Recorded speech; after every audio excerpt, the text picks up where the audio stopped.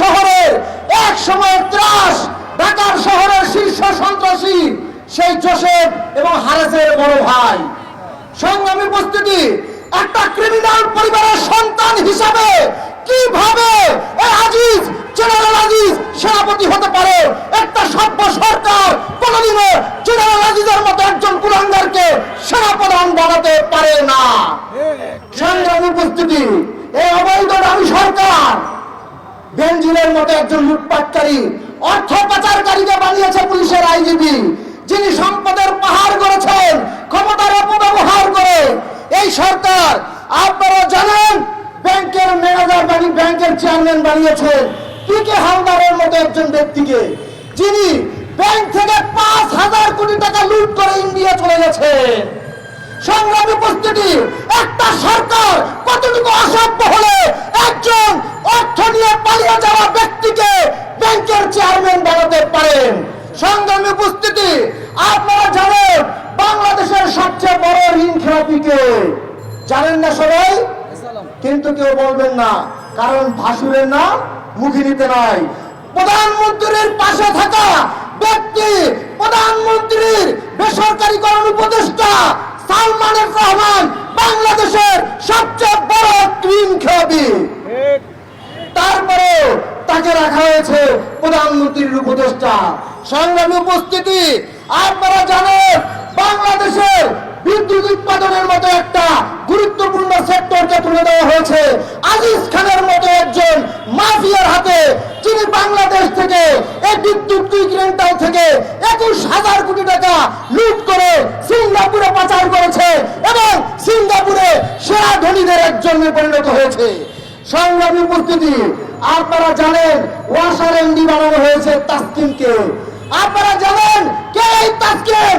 আপনারা জানেন বিগত বছরের পর বছর যিনি সরকারের এই গুন্ডা মাফিয়া বাহিনীর সম্পদ পাহারা দিচ্ছে আমেরিকায়, সেই একজন ব্যক্তি যিনি বাংলাদেশে থাকতে পারেন না, যিনি সরকারের এই বড় বড় কর্তা ব্যক্তিদের সম্পদ আমেরিকাতে পাহারা দেয়, সে তাসকিনকে বানানো হয়েছে ওয়াসার এমডি। সংগ্রামী উপস্থিতি, আপনারা জানেন যে বাংলাদেশের এই যে সংসদে 330 জন যে এমপি, এই রাতের ভোটের এমপি, এই দামি নির্বাচনের এমপি, এই এমপিদের এক একজনের গুণগুণ সম্পর্কে ইতিমধ্যেই আপনারা জেনেছেন। এক এমপি কুয়েতের কারাগারে আটক রয়েছে, এখনো আটক রয়েছে। সেই পাপুল, এমপি পাপুল মানব পাচারের অপরাধে কুয়েতের কারাগারে আটক রয়েছে। আপনারা জানেন যখন এই ঝিনাইদহ 4 আসনের এমপি আনার মারা গিয়েছে, তখন তার কুকীর্তিগুলো বেরিয়ে আসছে। তিনি বিভিন্ন অবৈধ চোরাচালানের সাথে জড়িত, বিভিন্ন প্রকার অন্যায় অপকর্মের সাথে জড়িত। এই অন্যায় অপকর্ম আর এই চোরাচালানের ভাগবাটোয়ারা নিয়ে তিনি ভারতে খুন হয়েছেন। সংগ্রামী উপস্থিতি, আপনারা জানেন প্রধানমন্ত্রী ঘোষিত এবং প্রধানমন্ত্রীর সবচেয়ে আদরের একজন ব্যবসায়ী রয়েছে, সে হচ্ছে এস আলম। এই এস আলমকে শুধুমাত্র বাঁশখালী পাওয়ার প্ল্যান্টের যন্ত্রপাতি ক্রয়ের জন্য তাকে কর মওকুফ করা হয়েছে 3,500 কোটি টাকা। শুধুমাত্র যন্ত্রপাতির কর মওকুফ করা হয়েছে 3,500 কোটি টাকা।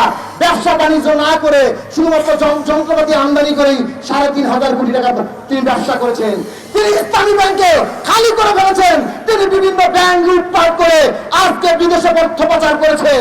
সংগ্রামী উপস্থিতি, শুধু তাই নয়, আপনারা জানেন এই যে অবৈধ সরকারের যে সমস্ত এক র্যাবের কর্মকর্তা, যিনি কোনটাকে ভাড়ায় মানুষ খুন করত, যিনি ভাড়ায় সেই নারায়ণগঞ্জের শীতলক্ষায় 7 জন শ্রমিককে গুলি করে শ্বাসরোধ করে হত্যা করে পেটে ছুরি দিয়ে পেট ফেলে তারপরে পানিতে ভাসিয়ে দিয়েছিলেন।